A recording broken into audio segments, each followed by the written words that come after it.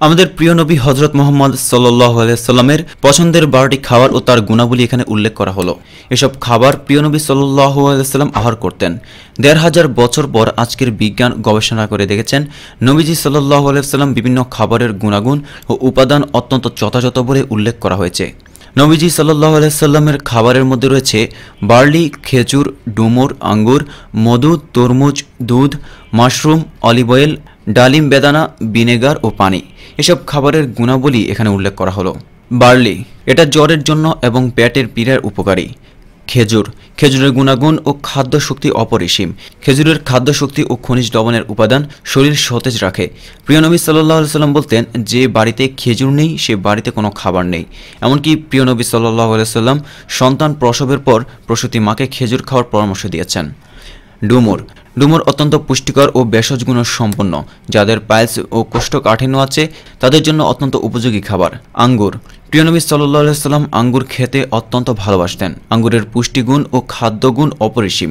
এই খাবারের উচ্চ খাদ্য শক্তির কারণে এটা থেকে আমরা তাৎক্ষণিক এনার্জি পাই এবং এটা স্বাস্থ্যের জন্য উপকারী। আঙ্গুর কিডনির জন্য উপকারী এবং বাওয়েল মুভমেন্ট সহায়ক। যাদের আইবিএস বা ইরিটেবল বাওয়েল সিনড্রোম আছে তারা খেতে পারেন। মধু, মধুর নানান পুষ্টিগুণ ও ভেষজ গুণ রয়েছে।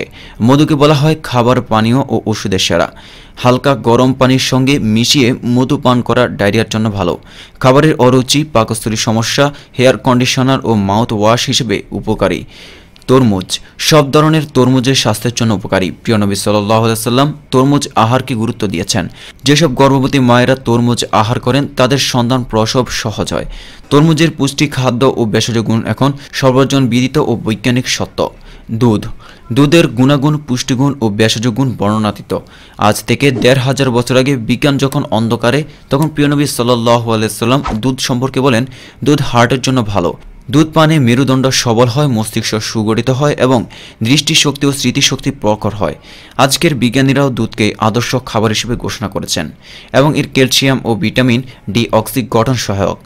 মাশরুম, আজ বিশ্বজুড়েই মাশরুমের একটি অত্যন্ত পুষ্টিকর খাবার এবং মাশরুম নিয়ে চলছে নানান গবেষণা।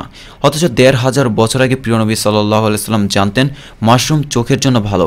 এটা বার্থ কন্ট্রোল সহায়ক ও মাশরুমের ভেষজ গুণের কারণে এটা নার্ভ শক্ত করে এবং শরীরের প্যারালাইসিস বা অকেজো হওয়ার প্রক্রিয়া রোধ করে। জলপাই তেল, অলিভ অয়েলের খাদ্য ও পুষ্টিগুণ অনেক। গবেষণা দেখা গেছে অলিভ অয়েল ত্বক ও চুলের জন্য উপকারী এবং বয়স দূরিয়ে রাখার ক্ষেত্রে সহায়ক। এছাড়া অলিভ অয়েল পাকস্থলীর প্রধান নিরাময় সহায়ক। ডালিম বা বেদানা, বেদানার পুষ্টিগুণ ও খাদ্যগুণের পাশাপাশি এটার ধর্মীয় একটি দিক আছে। প্রিয় নবী সাল্লাল্লাহু আলাইহি ওয়াসাল্লাম বলেছেন, এটা আহারকারীদের শয়তান ও মন্দ চিন্তা থেকে বিরত রাখে। ভিনেগারের ভেষজ গুণ ও খাদ্যগুণ অপরিসীম। প্রিয় নবী সাল্লাল্লাহু আলাইহি ওয়াসাল্লাম অলিভ অয়েলের সঙ্গে মিশিয়ে ভিনেগার খাওয়ার পরামর্শ দিয়েছেন। আজকের এই মডার্ন ও বিজ্ঞানের অভূতপূর্ব সাফল্যের যুগে বিশ্বের বড় বড় নামি দামি রেস্টুরেন্টে, বিশেষ করে এলিট ইটালিয়ান রেস্টুরেন্টে অলিভ অয়েল ও ভিনেগার একসঙ্গে মিশিয়ে পরিবেশন করা হয়। খাবার পানি, পানির অপর নাম জীবন। পানির ভেষজ গুণ অপরিসীম। প্রিয় নবী সাল্লাল্লাহু আলাইহি ওয়াসাল্লাম পানিকে পৃথিবীর সেরা ড্রিঙ্ক বা পানীয় হিসেবে উল্লেখ করেছেন।